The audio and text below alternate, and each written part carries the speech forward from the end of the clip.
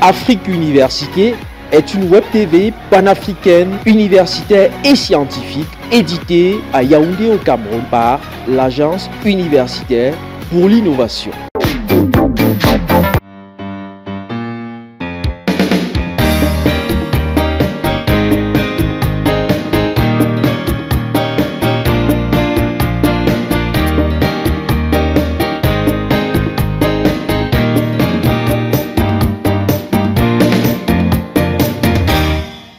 Bonjour et bienvenue à cette autre édition de Questions pour un chercheur sur Afrique Université TV. Alors que les chiffres sur la contamination au Covid-19 montrent que les pays africains n'ont pas encore pu se débarrasser du virus, il est facile de constater que les populations ne prennent pas toujours au sérieux les mesures barrières. Pourquoi cette insouciance ?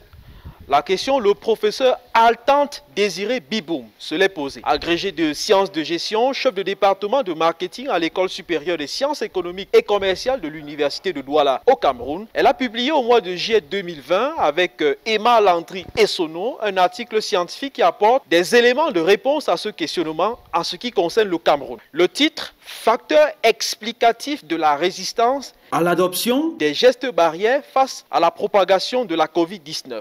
Une étude en contexte camerounais. Nous sommes allés la voir pour parler des résultats de son étude.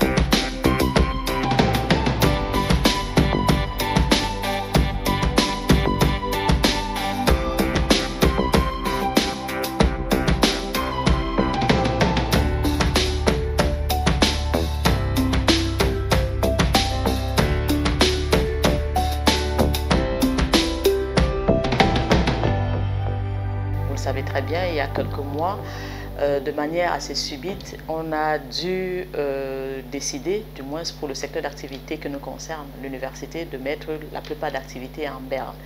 Nous nous sommes retrouvés à la maison. C'était forcément assez difficile. Les premiers jours, tout au moins, le temps de nous réorganiser pour pouvoir remettre les cours en ligne, travailler avec nos étudiants à distance, ça nous a donné quand même assez de temps pour réfléchir à notre environnement. Et le constat était saillant.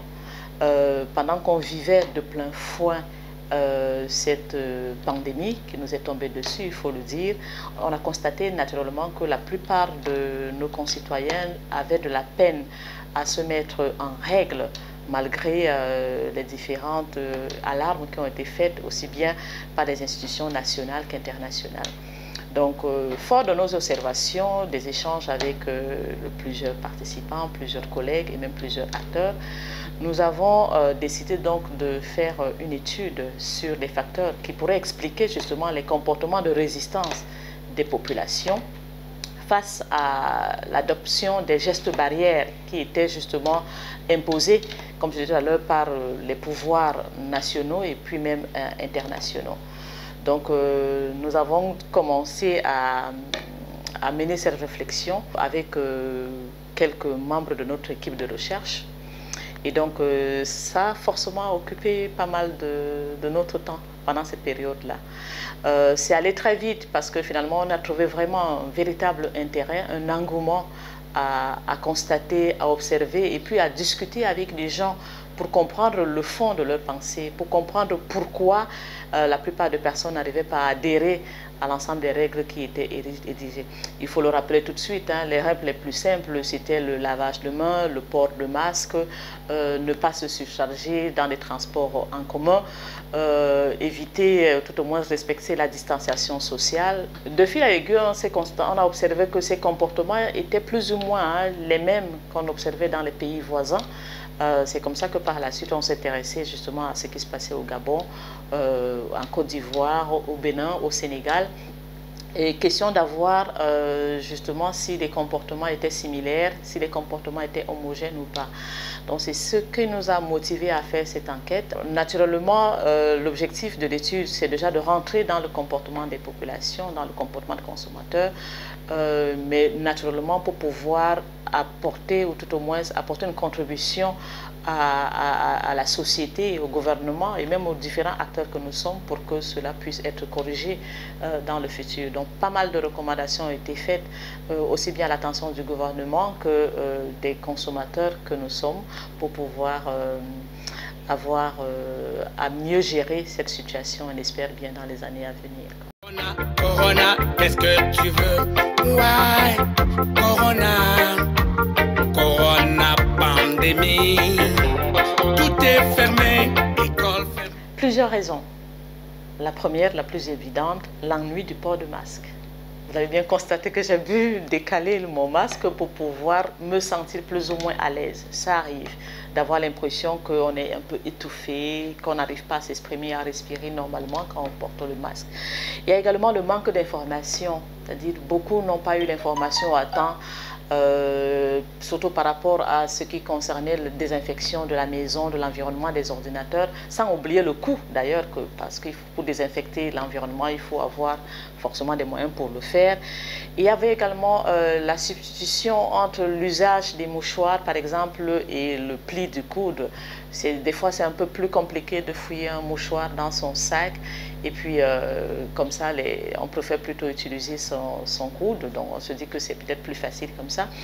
Et il y avait peut-être le plus important aussi, l'interdépendance sociale. Il faut le dire qu'on est dans une société essentiellement communautariste, où c'est quand même un tout petit peu heurtant, pour ne pas dire assez heurtant, de demander aux uns des autres de ne pas se rapprocher.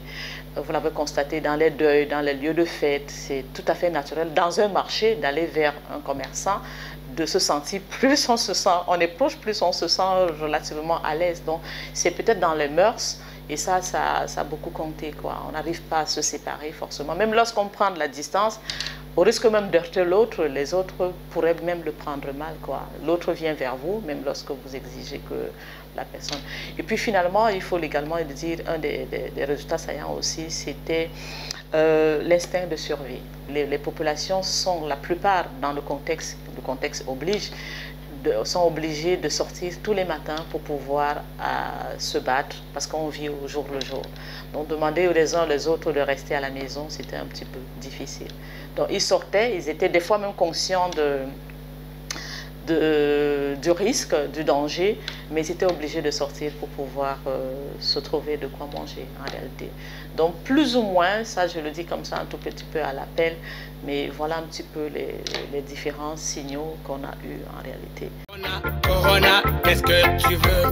Ouais, Corona, Corona, pandémie, tout est fermé, école fermée. Il fallait accélérer tout au moins sur les formations.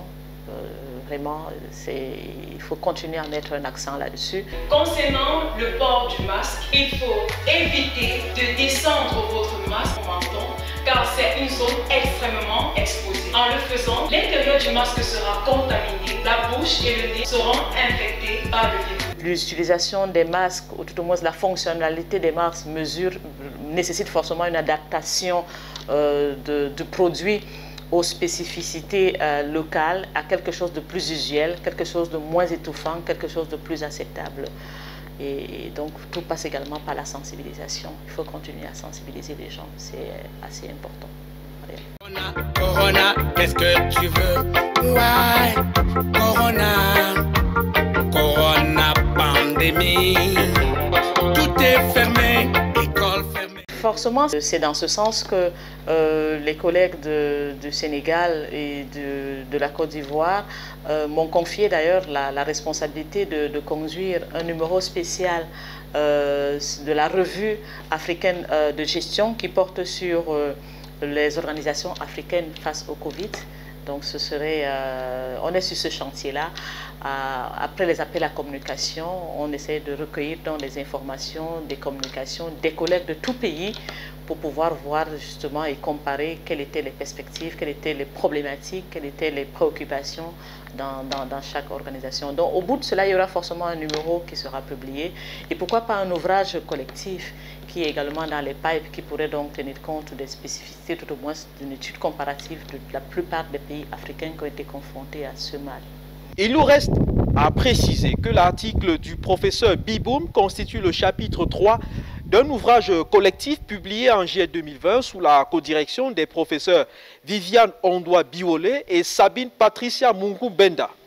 Le titre: Épidémiologie de l'économie et confinement de l'organisation. Le livre analyse l'économie et le management au Cameroun face à la crise du coronavirus. Ce volume de 278 pages, édité par les presses universitaires de Yaoundé, est en téléchargement libre sur le site web du Codesria à l'adresse www.codesria.org. Merci d'avoir regardé cette autre édition de Questions pour un chercheur. À très bientôt.